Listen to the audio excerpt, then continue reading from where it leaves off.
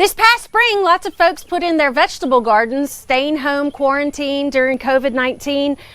And folks were scared that we'd perhaps run out of vegetables. In fact, they went into the nurseries and purchased all the transplants and bought all the seeds. So right now we're having a little bit of a seed deficit, let's say. But for those of you who planted vegetable gardens, you can save your own seeds.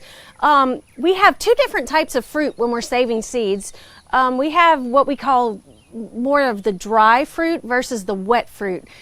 So you have your wet fruit, and we call it wet because things like tomatoes and cucumbers, when we open them up, they're very juicy inside, and so they have membranes that kind of surround the seeds. So what you're going to have to do here is you're going to scoop these out. These are going to be washed several times. In fact, there's a fermentation process associated with tomatoes, and then you're going to dry them out.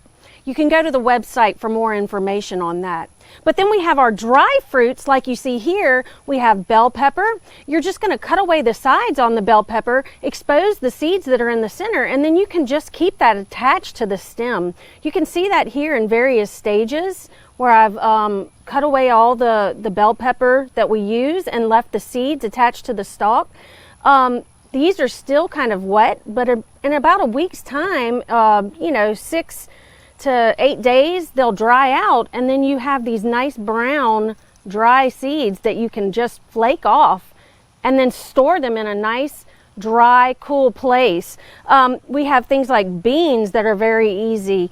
You can leave these attached to the plant as I did here, and the whole thing will just turn brown, and then your seeds will dry on the pod inside, and then you just break it up. That can be done similarly with okra. You can leave these on the plant, or you can take them off, scoop the seeds out, let them dry on a plate, on a ceramic plate, not a paper plate where it'll stick, and then in about 6 to 10 days, these will be dry and ready to go. So you can store them for next year. For Get It Growing, I'm Heather Kirk-Ballard with the LSU AgCenter.